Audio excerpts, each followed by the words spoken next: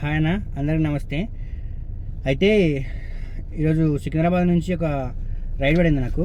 Ride పడితే వెళ్ళిన తర్వాత తీరా చూసేసరికి వాళ్ళు 5 మెంబర్స్ పెద్దలు ఉన్నారు, 5 మెంబర్స్ చిన్నగా ఉన్నారు. మళ్ళీ ప్లస్ ఒక 6-7 బ్యాగ్స్ ఉన్నాయి. అయితే నేను వాళ్ళకి చెప్పిన ఇంత అయితే కాదన్నతో కెపాసిటీ, కార్ కెపాసిటీ 6 మెంబర్స్, మరి ఇంతమంది ఉన్నారు, మళ్ళీ ప్లస్ అంత లగేజ్ ఉంది, కాదన్న అవ్వదని చెప్పేసిన. అదని చెప్పేసి వెళ్తూ ఉంటే వాళ్ళు ఉండేసి క్యాన్సిల్ చేసుకోమని చెప్పిన. వాళ్ళు ఉండేసి వచ్చారు. మళ్ళీ వాళ్ళు వచ్చేసి ఎక్స్ట్రా సరే తీసుకోవాలని చెప్పారు. ఎక్స్ట్రా ఎంత అయితే అంటే నేను 200 అయితే అని చెప్పిన. సో వాళ్ళు ఉండేసి కాదన్నా మరీ అంతగానం కాదు, ఒక 50-100 తీసుకొని చెప్పారు.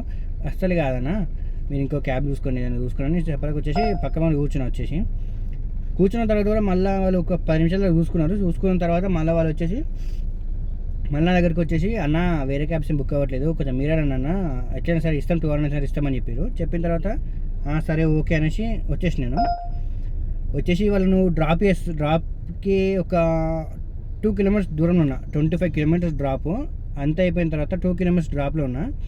2 కిలోమీటర్స్ బిఫోర్ ఉన్నప్పుడు వాళ్ళు ర్యాపిడో కంపెనీకి ఫోన్ చేసారు. వాళ్ళు ర్యాపిడో ఉంటారు కదా వాళ్ళు కస్టమర్ కేర్, వాళ్ళకి ఫోన్ చేసి వాళ్ళు కంప్లీట్ ఇస్తారు. వాళ్ళు నా పైన ఏమని అంటారు అంటే, ఇతను ఇట్లా 200 ఎక్స్ట్రా అడుగుతున్నాడు, మరి ఇట్లా మనుషులకి లగేజ్ ఉండదా, లగేజ్కి కూడా ఎక్స్ట్రా ఛార్జెస్ ఇస్తారని అడుగుతా ఉంటే వీళ్ళు నాకు ఫోన్ ఇచ్చారు.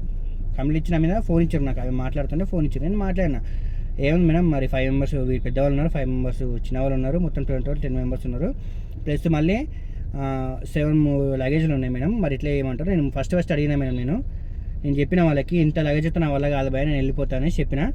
నేను ఆల్మోస్ట్ వాళ్ళ దగ్గరికి వెళ్ళిపోయిన తర్వాత వాళ్ళు వచ్చి నా దగ్గర వచ్చి ఎక్స్ట్రా 200 ఇస్తాం రా భయ్యా అని చెప్తే నేను వచ్చినాం మేడం అని చెప్పిన.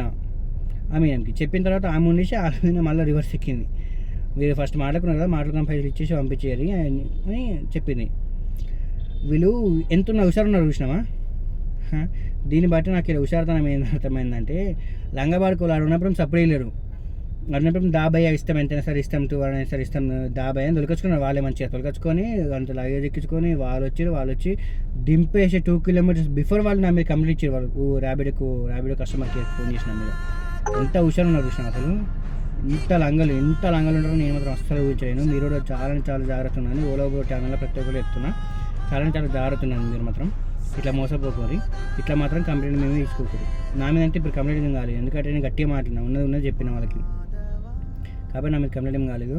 సో మీరు కూడా చూసుకోండి, కొంచెం ఓలా ఊబర్ని కొట్టుకుంటూ నాలాగా చేసేవాళ్ళు చాలామంది ఉంటారు. వాళ్ళ కోసం చెప్తా ఉన్నా, ప్రతి ఒక్కరు గమనించండి.